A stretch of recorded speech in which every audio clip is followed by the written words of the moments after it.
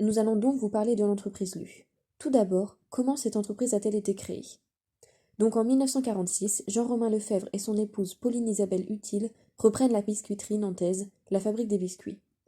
Cette entreprise sera alors renommée Lu, L-U. Ces deux lettres sont les initiales des fondateurs, L pour Lefebvre et U pour Utile. En 1886, le fils cadet de la famille, Louis, imagine un nouveau biscuit. C'est le début du petit beurre. Depuis 1899, une usine a été construite à Nantes afin d'améliorer les conditions de travail des ouvriers. Celle-ci n'est aujourd'hui plus utilisée et a été transformée en centre culturel, le lieu unique. Mais l'histoire familiale prend fin en 1986, lorsque l'entreprise est rachetée par le géant BSN Gervais Danone. Ensuite, en 2007, Lu intègre un grand groupe américain, Kraft Foods, devenu aujourd'hui Mondelez International. Cela aide alors l'entreprise à devenir le numéro 1 mondial en matière de biscuiterie. Cette entreprise appartient donc aujourd'hui à un grand groupe américain. Cependant, pour les Français, elle reste française et elle appartient très fortement à l'identité française. L'exposition universelle a lieu à Paris en 1900. Lui y participe et remporte le Grand Prix de la biscuiterie. Il a été gagné grâce à son pavillon Lu, 2 tours ornées d'un phare tournant. Louis Lefebvre Utile souhaite susciter la gourmandise de ses clients et cela semble fonctionner. Il décide alors de construire ces 2 tours et d'en faire son usine. Elles ont été construites au moment de l'industrialisation avec l'aide de l'architecte Auguste Blussen entre 1905 et 1909 dans le but d'agrandir leur usine. Elle se trouvait au cœur de Nantes, en face du château des Ducs de Bourgogne. Elle se démarquait grâce à leurs couleurs vives, bleu, rouge et or, ainsi que leur hauteur. Elles faisaient chacune 38 mètres. Elles sont identiques et se composent de 3 parties. Premièrement, il y a le corps avec une fenêtre à 3 baies, décorée d'un ange. Ensuite, le dôme, qui est lui composé de 6 fenêtres et décoré d'aigles sculptés tenant une trompette. Puis pour finir, la lanterne qui était le prototype du phare lors de l'exposition universelle. Seule différence, une flèche de métal a été rajoutée au bout. Les 2 tours serviront d'usine pendant de nombreuses années, mais l'une d'entre elles sera détruite par les bombardements en 1943. La deuxième perdra son dôme en 1970 lors des grands travaux de Nantes. L'usine continuera quand même de fonctionner, mais elle sera désaffectée en 1986 à la haie Fossière. Celle-ci sera beaucoup plus moderne. La tour restante échappe de peu à la démolition, mais elle sera rachetée par la ville en 1995. Elle sera restaurée en 1998 par l'architecte Jean-Marie Lépinay grâce aux archives de la famille Lefebvre-Utile.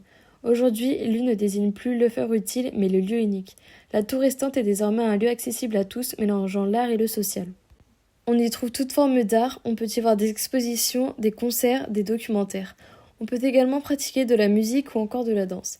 Il n'y a pas que de l'art, mais également des loisirs qui s'adressent à tous, comme aller au restaurant, dans un salon de lecture ou dans un bar. Les activités sont diverses et s'adressent à un large public, c'est un lieu emblématique de Nantes. Le biscuit reste toujours le plus emblématique dans la tête des Français, c'est le petit beurre. Ce biscuit créé à la haie Fossière en Loire-Atlantique en 1886 a une forme bien particulière qui n'a pas changé depuis sa création il y a 130 ans. En effet, sa forme est une allégorie du temps avec 52 dents qui représentent les 52 semaines d'une année, 4 coins qui représentent les 4 saisons et les 24 petits trous du biscuit symbolisent les 24 heures d'une journée. Cependant, l'entreprise Lu s'est quand même développée au fil des années. Au fil du temps, de nouveaux biscuits sont apparus. En effet, en 1905, Louis invente un nouveau biscuit inspiré par une botte de paille. Ce biscuit s'appellera alors la paille d'or. Puis, à force de création, l'entreprise a créé de nombreuses marques comme Prince, Petit Écolier, Mikado, Granola et bien plus encore. Malgré que l'entreprise Lu appartienne désormais aux Américains, ses produits sont toujours fabriqués en France dans l'une des 9 usines que possède la marque. Ce qui montre qu'elle s'est développée et qu'elle a énormément évolué au niveau d'abord régional, puis national, pour aujourd'hui être reconnue internationalement. Cependant, pour beaucoup de Français, cette marque reste une marque française. L'usine Lu a beaucoup marqué l'esprit nantais, notamment avec l'odeur. Ce qui était vraiment très intéressant, c'était l'odeur des gâteaux, les pailles d'or avec leur confiture.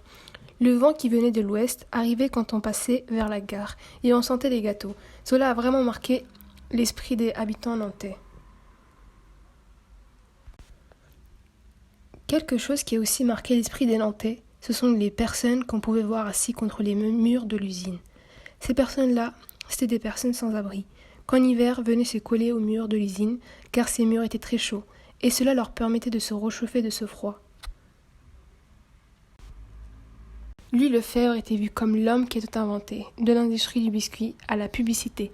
Il a copié la stratégie de la publicité anglaise pour vendre. Il faut donner envie aux consommateurs avant tout.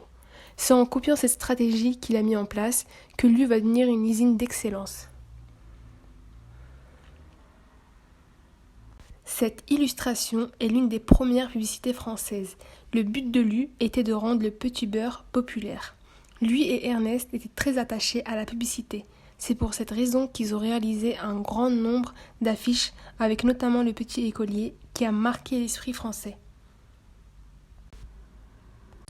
Vers 1990, l'usine crée une nouvelle technique de commercialisation en séduisant les enfants. L'entreprise commence à conditionner ses produits dans des boîtes en fer sous forme de jouets. Et cette technique a fonctionné puisqu'ils ont attiré plus de consommateurs et cela a permis à l'usine de s'agrandir.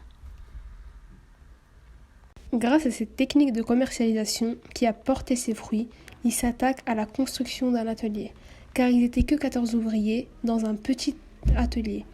Ils ont racheté une usine de 200 mètres carrés et c'est comme ça qu'ils sont passés à 800 ouvriers en 1907.